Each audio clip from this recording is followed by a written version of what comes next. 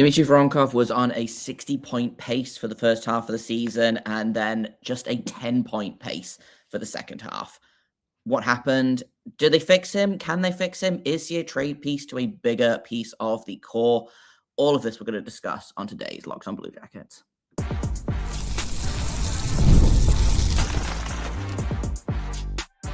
You're Locked On Blue Jackets, your daily podcast on the Columbus Blue Jackets, part of the Locked On Podcast Network, your team every day.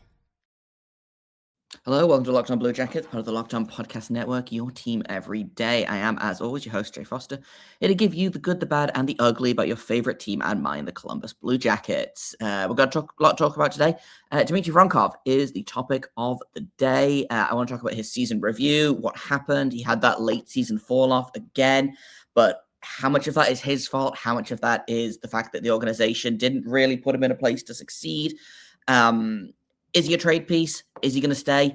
If he does go, where does he go? For what? All of that we're going to talk about today. So let's start off with just like basic season review of Dmitri Voronkov. He had 32 points in 63 games, which is as near as I can do the math, about a 40 to 45 point pace for all 82 games, which is not ideal for a guy that, you know, he's been improving every year, right? His rookie season, he had 34 points. Last year, he had 47. He had 23 goals. They came away, they said, listen, you had a really good first half of the season both times, and then you fell off in the second half of the season. We need you to be more consistent. We need you to be in better shape. And I don't know if it is a conditioning thing or not, but that's certainly what the eye test seems to suggest, right? So they said, you know, go away. Here's your new contract. We don't want to have this conversation again, right? If you're not in shape, then you're not going to play. That's the deal, right? Came in again, really, really hot first half of the season. I'm going to split this at January 4th because that was game 41 of the season. And in his first 41 games, he looked great. He had 15 goals, 27 points. Like I said in the intro, he was on pace for about 60-point season, which would have been great for a guy like Voronkov, averaging about 15 and a half minutes of ice time. And then that's kind of when it goes downhill, is in the second half of the season. Well, first of all, he gets healthy scratched a bunch. If I can pull up the exact numbers. So he played, I think, most games up until March 12th, and then got scratched for 2 weeks straight. Came back in because of injuries. I believe he came back in because of the Mathieu Olivier injury, but I might be wrong about that. I'm not sure exactly where the timeline lines up. Played 4 minutes in that game against the Sharks, and then blocks a shot, misses the rest of the game, done for the season. I assume broken hand. So healthy scratched a bunch, finally gets his chance to get back into the lineup and immediately gets hurt and is done for the year. So like not a great second half of the season for Voronkov, just in terms of like a health perspective. But in the 22 games he did play in the second half of the season, he only had 5 points. He had 15 goals in the first half of the season, 2 in the second half of the season. And obviously it's not like a complete split because that's 41 games versus 22. But you go from a 30-goal pace to, what is this, like an 8-goal pace? It's not good enough, right? And again, this happens every season. Is he comes in red hot. Last season did the same thing. What did he have last season? 23 goals, I think. Scored almost all of his goals all the way up to February 2nd. So February 2nd, he had a goal against Dallas. The rest of the season, he had 1 goal, 2 goals, 4 goals total. So slightly better than this season, but still not really good enough. If 19 of his goals are coming before the All-Star break, or, you know, near enough, and 4 of them are coming after the All-Star break, like something's gone wrong there. And I do think it's interesting that I wanted to look at his ice time and try and figure out, is it because his ice time dropped, he was getting less opportunities? And it's a little bit of like a chicken and the egg situation here, right? Which is, if you go back to, where was I looking at? January 4th. So we had back-to-back goals against Buffalo and Pittsburgh. What's interesting is that his ice time had been pretty up and down for a lot of the season. Like, if you go in and look at his ice time, like, it's anywhere from like 12 minutes to 19 minutes the first half of the season. Like, a real big jump in terms of ice time. Around about the end of December is when it starts going down. So December 31st, 12:53 is his ice time. And then January 3rd, 9:11, January 4th, 10:07, goes up for a little bit. After that, he had goals in back-to-back games, goes up a little bit, and then he doesn't score again until that overtime winner in Utah, which we thought might be the savior of Dean Everson's career, or his job at least, and it wasn't. But his ice time never really crept back up. After that Utah goal, it stayed under 14 minutes, I'm pretty sure, for most of the rest of the season.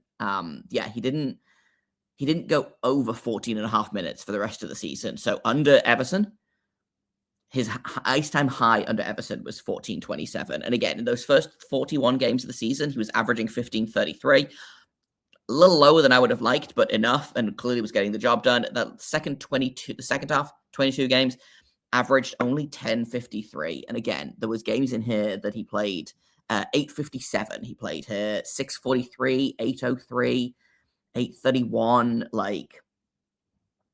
So I do think it is a real kind of a chicken and the egg thing of, is he not performing because he's getting less ice time? I know he got taken off the power play around about then. I don't have the numbers for it exactly, but he was on the top power play unit right up until he wasn't, right? And then he was on the second unit, and then suddenly he wasn't on the power play at all.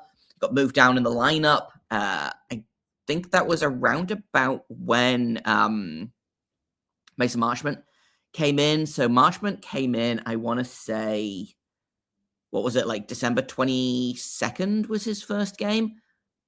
Or the December 20th, it was just before Christmas, right? Is when Marchment came in, got that spot on that top line with Fantilli and Marchenko. Voronkov got dropped in the lineup, ended up going, and again, his ice time dropped. And again, it's not a surprise to me that that's when his goals dropped off. So he scored December 20th against Anaheim, and then he had those back-to-back goals against Pittsburgh and Buffalo. Had a goal against Utah on January 11th, one on January 24th against Tampa Bay, and then January 24th was the last goal of the season for him. So I do think it is a little bit, it's probably, a little bit of column A, a little bit of column B, right? Because Dmitri Voronkov, clearly a very talented goal scorer, right? Like in his, if I pull up the whole career numbers, in 211 games, he's got almost 60 goals so far. So that's what, almost a goal every 3 games. That's pretty good for a 4th round draft pick, for a guy that he has think good hands for the size that he is, right? He's never going to be the best skater in the world. I think they want him to be more physical, which I think partially because he's big and partially because someone on that line had to be. But he's not like massively physical. He did up the hits this season. He had 105 hits in 63 games. So almost, just under 2 hits a game, which I think is perfectly acceptable, up from 71 the season before that. One of the issues I do have with him, just kind of looking at these numbers here, is he takes a lot of penalties. He takes more penalties than I would like. He takes a lot of stick infractions specifically, and a lot of stick infractions, not all of them, but things like hooking are, in my mind, lazy penalties. High sticking is careless. Yeah, you're 6'5". You're in control of your stick. Stop hitting people in the face with it. I understand that their face is a lot lower than yours, but a lot of these infractions, and again, this is not all of them. I don't have a list of all of the penalties that he took this season, but I feel like he went through a real streak of high-sticking penalties and hooking penalties and just, like, again, lazy, careless stick infractions, which is not going to suit any coach, especially if you're a player that's trying to stay where they are in the lineup and a player that's been challenged to be better. You've lost your spot. You're trying to get it back. You're trying to play hard. I get that. But it's not, I don't know. The penalties is a real problem, especially because under all of this, and I feel like I've been slightly more critical of Voronkov to this point than I wanted to be. He is a good player. He has really good hands. He's a good goal scorer. He is a great complementary piece on that top line, right? Again, not the best skater in the world, but he makes it work, right? He's improved his skating a lot, actually, in the past couple of years. Like when he was his first season, his rookie season, it looked like he was skating through cement, right? He's improved his skating a lot. He is faster than expected. He's not going to be the fastest guy in the lineup, and he does turn a little bit like he's trying to turn a bus, but like his straight up and down speed, I think is fine. Again, something that he's really, really worked on improving, but through all of this, that's 2 head coaches in a row that don't trust him, Everton played him a lot more last season, especially like he didn't get the drop off in ice time last season that we saw this season. So right to the end of the season, he was still getting, 12, 13 minutes on average, even when he wasn't scoring. This season, I think he was on a much tighter leash. I think he got that, I think last season was very much a case of, well, we'll get to the end of the season, then we'll have a conversation and then we'll go from there. This season was very much, I think, a much tighter leash than last season, and it shows, right? So again, you get stuck in is this a Voronkov needs to be a better thing? Is this a he's being put in a position not to succeed? I think it's probably a little bit of both, but I do think that Dmitri Voronkov is more suited to being a bottom 6 player than someone like Ken Johnson is, right? And that's kind of been not the comparison necessarily, but those are the 2 players that have kind of the 2 young players that needed to be better this season, but were not put in a position to succeed. Kent Johnson is not going to succeed in the bottom 6. He just isn't. There's a world where Dmitri Voronkov does succeed in the bottom 6. I don't know that that's necessarily where his strengths lie, because I think they want someone, the bottom 6, I think, needs to be better defensively. But I think his style of play is more suited to the bottom 6 than someone like Ken Johnson. So the question becomes, what do you do now with Dmitri Voronkov? Do you keep him and try and fix him? Do you use him as a trade piece? Obviously, there was all that conversation last summer about, they said the Islanders wanted him in the Noah Dobson trade, and Don Waddell said no. Hindsight is 50-50. Would you make that trade? Would you have made that trade knowing what you know now? If you look at Noah Dobson, if you look at what happened to the Blue Jackets defense core with them not being able to acquire Noah Dobson, you look at the way that Voronkov fell off, like, would you have done that trade? I probably would have done that trade. And I know that that's going to make one of my everydayers very angry with me. Sorry to Stanley, who loves Dmitri Voronkov. And I also love Dmitri Voronkov. But in hindsight, I probably would have done that trade, right? So now the question is, what do you do with Dmitri Voronkov? So let's take a quick break, and then we'll discuss that in just a second here at Locked On Blue Jackets. First, I've got to tell you about 5 Hour Energy. If you've got a sweet tooth like I do, you know how tough it is to find that perfect treat without all the sugar. And that's why the Fruity Rainbow 5 Hour Energy Shot brings that nostalgic flavor back in a whole new way. Treat your taste buds to an explosion of fruity flavor with a tasty caffeine kick. It is a quick, easy way to satisfy that sweet craving while keeping things simple and on the go. I think this is my favorite of the 5 Hour Energies. I like the cotton candy. I like just the regular kind. But the Fruity Rainbow one it's great. It's delicious. It kind of tastes like all of the Skittles at once, but in a way that makes sense. I had it when I was traveling last weekend. It saved my life when I was stuck on a train that kept getting delayed and finally cancelled. I got home super late at night, and the only reason I was still alive when I got home was because of that 5 Hour Energy. This sounds like hyperbole. It's super is not. Get candy flavored chaos with Fruity Rainbow 5 Hour Energy Shots, available online at 5hourenergy.com or on Amazon. Welcome back to Locked On Blue Jackets. If you haven't already, check out the Everydayers Club. You can get 7-day free trial right now at lockedonbluejackets.supercast.com or click the link in the show notes to learn more. Let's talk a little bit more about Dmitri Voronkov, because there's a lot of talk about what do you do with Dmitri Voronkov, and I do think he is probably one of the guys that is being dangled as a trade piece. But again, it goes back to his value was so much higher last season when he just fresh off scoring, what was it, 25 goals, 23 goals, was looking like a real, not a power forward necessarily, but a really good top six piece of this team, right? And Don Waddell bet on Voronkov and said, no, I want to keep him. I think he's part of the core here. I think he's part of the answer here. And now you look at it, you're like a year later, it's similar to Kent Johnson, right? Like if you're going to trade Kent Johnson, the time was a year ago. You can't trade Kent Johnson right now because there's basically no value there, which, you're going to be selling low on Kent Johnson. I think if you sell Dmitri Voronkov now, I think you're going to be selling low again. So now it becomes, is this a sunk cost fallacy, right? Do you keep hold of him in the hope that he rebounds and his trade value goes up enough to move him? Do you keep hold of him because you think you can fix him? Do you just there are going to be GMs in this league that are still going to want to acquire someone Dmitri Voronkov. I feel like Dmitri Voronkov is perfect for an I can fix him type trade,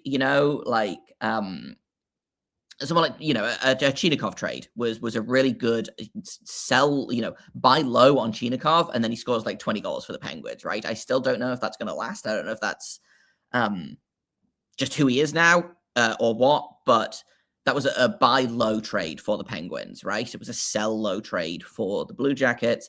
Do you just sell low on Voronkov and get out now? There are going to be GMs out there that think they can fix Voronkov. And maybe they can. I don't know what the answer is here necessarily. I think if a GM calls and says, I'm interested in Voronkov, I listen. I'm not super interested in trading him for futures. I think he is a supplemental piece to something like a Jason Robertson trade. And it sounds more and more as time goes on that Dallas is going to make it work with Robertson, whether that's that they're going to, put Tyler Seguin out to early retirement and get his $10 million cap hit, whether they're going to dump cap somewhere else. I don't know, but it sounds more and more like Jason Robertson is going to stay in Dallas. And that's the right decision for Dallas. So looks like Jason Robertson is out. But do you include Dmitri Voronkov in a Jordan Kyrou trade, for example? Do you try and, do you package Dmitri Voronkov and a first round pick this year and see what you can get somewhere, right? Is he a piece that goes in I don't know, I'm just kind of throwing names out here. Matvei Michkov is an available piece in theory. Mason McTavish is an available piece in theory. I'm not saying that they should trade Dmitri Voronkov for either of these players, but is there a conversation to be had there, right? Of these are two players that are underperforming. Let's do a flip. Let's do a swap and see what happens. And I don't think it'll be Voronkov 1-for-1 for either of these players, but that's something that I could see. And I was kind of thinking, again, shout out to Stanley, one of my wonderful everydayers, is he came into the comments yesterday and mentioned, is Matvei Michkov an option? Do you trade for Matvei Michkov and hope that he bounces back away from Rick Tocchet? And the answer is, I think, yes, he does bounce away from Rick Tocchet, but I think that is going to be an astronomical price for someone like Matvei Michkov. I think the GM is still very high on him, even if the coach isn't. So again, lots of moving pieces here, but you shouldn't trade Voronkov for pennies on the dollar. That's, again, I understand the sunk cost fallacy. You can't do it. He's making a reasonable amount of money this year, which I don't know if the option there is you want to retain on some of that. Again, the Blue Jackets aren't short on cap space, and they have all three of their retention spots free still. So if someone's like, hey, we'll give you more if you retain 25%, and we'll pay $3 million for him instead of 4.1 or whatever. But I do think whether it's the right answer or not, I do think Voronkov is traded. I just don't know where he goes. I don't know who would be interested in him. Obviously, the Islanders had a lot of interest in him. I don't know if there's something there with the Islanders. I'm going to pull their Puckpedia page up real quick to see if there's anything that, like, you know, would be interesting there. They don't have a ton. Like, again, obviously there's pieces that I would be interested in, right? Like, I would be interested in Callum Ritchie, for example. I would obviously be interested, you know, Matthew Schaefer is out of the question, right? Someone like Matt Barzal is out of the question. You know, they don't have a lot of young pieces, which is kind of the problem with the Islanders is all of their players are a million years old, but they've got some interesting prospects. You know, I'm really high on Victor Eklund. I don't think he's an option necessarily, but you know, there's some guys in here that I would be interested in taking a flyer on. I don't know that the Islanders make sense anymore because obviously Noah Dobson was that big piece coming out of the Islanders. They're not super cap strapped, I don't think. They've got $10 million in cap space with 21 out of 23 signed. So, you know, they're fine-ish, but that doesn't mean necessarily that they can afford to take on another $4 million in Dmitri Voronkov without giving up some salary going back the other way. Again, there will be other teams that are interested in Voronkov. You know, I wonder if somebody like Toronto is interested in Dmitri Voronkov. They have expressed a desire once again that they need to get bigger in the top six, despite okay, Toronto. It didn't work for them for like 6 years straight, but maybe it'll work this time. You know, is Toronto interested in Dmitri Voronkov? Maybe. Is Pittsburgh interested in Dmitri Voronkov? Perhaps. They've already taken one disgruntled Russian off the hands of the Blue Jackets and profited with it. So, you know, is there a case of another one? Who can say? But there will be a market for Dmitri Voronkov. I just don't know if it's the market that he's going to be worth if he is like, here's the thing. He's two different players, right? The first half of the season, he's great. Second half of the season, terrible. If you could get that to even out and get him to be, you know, like a 20 to 25 goal scorer spread across the season instead of a 30 goal scorer in the first half and a 0 goal scorer in the second half, like I do that. I just don't know if that's the option. However, the question is, if Voronkov stays, how do you fix him? Where does he fit in the lineup as well? Because we had a little bit of this conversation yesterday of, you know, what do you do with that space on the left wing with Fantilli and Marchenko? Does Voronkov fit in there? And the answer is, well, he fit earlier this season. There's no reason to expect him not to fit again. But therein lies the question. So we're going to take another quick break, and then we'll talk a little bit about if Voronkov stays, what happens to him. That's coming up next here on Locked On Blue Jackets. Hello, I'm JD Young of Locked On Sharks, and as a father, I want to make sure that my kids will be protected in case the unimaginable happens. When my wife and I sat down to discuss life insurance, we found that Ethos was our best option.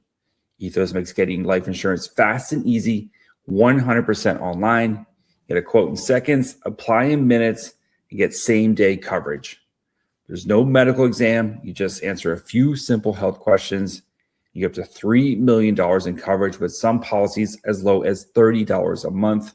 And you know you're going to get the lowest rate from their network of trusted carriers.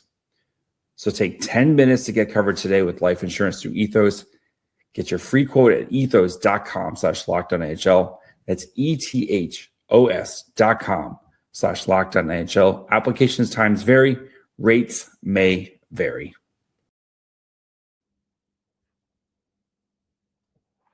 Welcome back to Locked On Blue Jackets. Let's finish off today by talking about where Voronkov fits in the lineup, because again, there's still a lot of question marks about whether Mason Marchment returns, and if he does he get that spot on the top line left wing with Fantilli and Marchenko? If he doesn't, who do you put there? You know, I still want to try Kent Johnson there. Like, they had good results when they played for like 5 minutes. It's a small sample size, but I would love to see a bigger sample size there.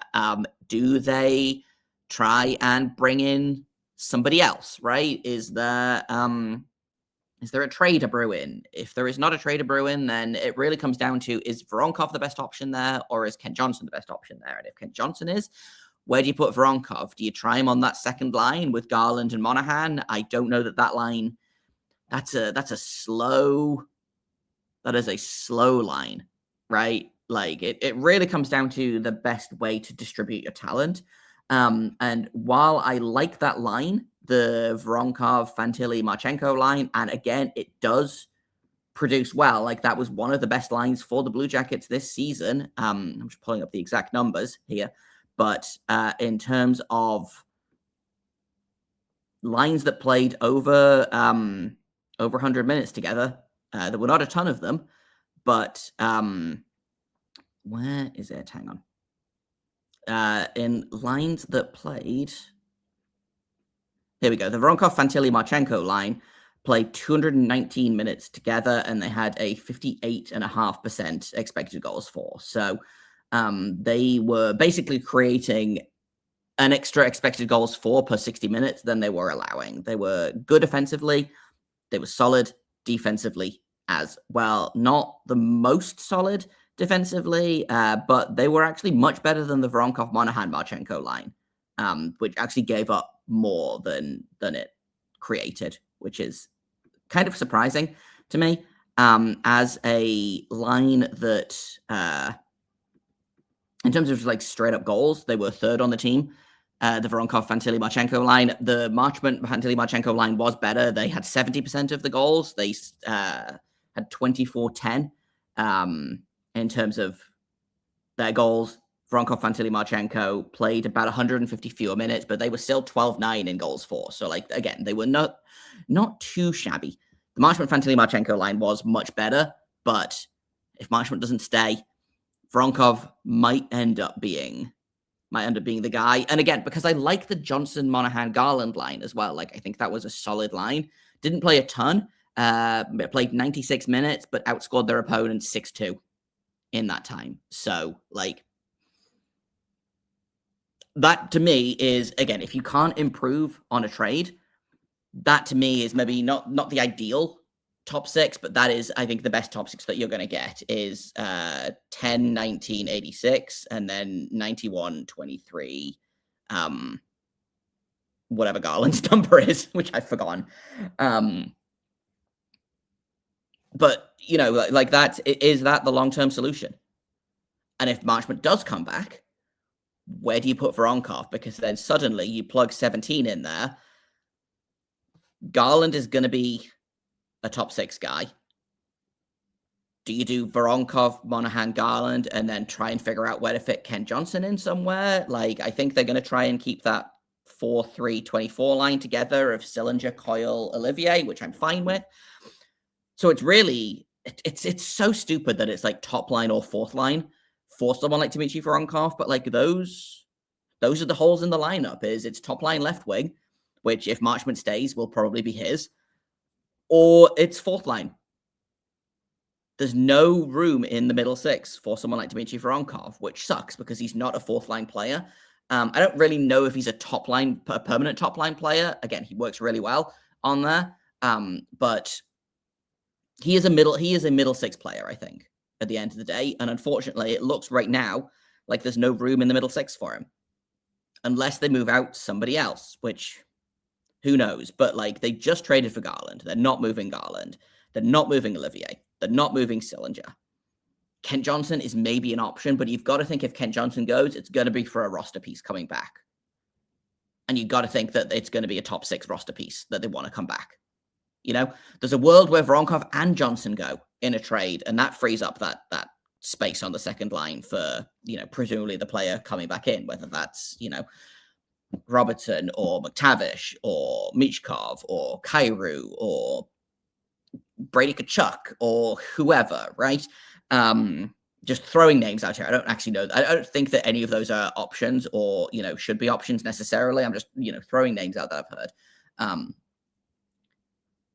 So it really does feel like, kind of like Chinakhov was coming into this season, that Voronkov is the odd man out here. It's going to have to be between one of Voronkov or Kent Johnson. And I am going to choose Kent Johnson every time there, I think.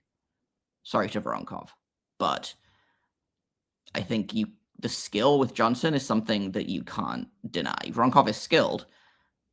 Ken Johnson is skilled with a capital S. I think it's much easier to fix Ken Johnson than it is to fix Dmitri Voronkov right now. Maybe I'm wrong, but that's how I feel. So again, I still, and I don't have any reason to believe this, I still don't think Dmitri Voronkov is on the roster come October. I think he's gone by the draft, which will suck, but I think that's my gut instinct is telling me that Voronkov goes around about the draft time, which will free up some cap space and free up a roster spot and, all of that other stuff. But it really does feel like another failure to properly develop a prospect, especially when you look at, like, Dmitri Voronkov should not have been a 20-goal scorer in the NHL in his second season. He was a fourth-line draft pick that is built like a fridge and couldn't skate in his rookie season, right? Like, there's no reason that Voronkov worked out the way that he did. And it feels like they got 75% of the way to developing him. And then he'll figure out the rest. And he just kind of started backpedaling slowly, which again is partially, I think, a Voronkov thing and partially a Blue Jackets organization thing. And if Voronkov goes and has success elsewhere, that's going to be really annoying. But if he goes somewhere and doesn't have success, then that's also going to be really annoying because, again, the Blue Jackets could have had a really good supplemental middle six piece in Voronkov, and it feels like they've just kind of been like, not going to be that. And he shouldn't have been that, but the fact that he was on the cusp of being that, I think, is again a failure of this team to properly develop a prospect that achieved, that exceeded expectations, let's say. So frustrating on a number of levels, right? That's kind of what I've got for today. I think I might do happy hour tonight. We'll go live for about half an hour. We'll chat about things. I will hopefully have an update on stickers for you on this live show. I am waiting to hear back from the post who I had to email because the stickers have not reached me yet, and I am blaming the post for that. So hopefully I will have an update for you in happy hour tonight. So around about 6 p.m. Eastern, let's say. Grab a beverage and come hang out. Should be fun. Thank you for listening to this episode. If you don't get to make it tonight, then I will see you on Monday for a brand new regular episode. And we'll do an update on the World Championships because I think they should be mostly over by Monday, if I am not mistaken. Hopefully Canada will still be kicking around and we'll get to enjoy more Jet Greaves highlights, etc. But thank you for listening to this episode. Thank you for listening to this episode, making it your first listen of the day every single day. Locked on Blue Jackets is free and available on all podcast platforms and over on YouTube. We're also available at LO_Blue Jackets on Twitter. And check out the Everydayers Club if you haven't already. 7-day free trials now available. Just $5 a month, and you're going to get ad-free episodes of this show, as well as a bunch of other cool perks. Go to lockedonbluejackets.supercast.com or click the link in the show notes to learn more. Grab a beverage tonight and come hang out for happy hour at 6 p.m. Eastern. And if not, I will see you on Monday. But either way, until then, make sure you stay locked on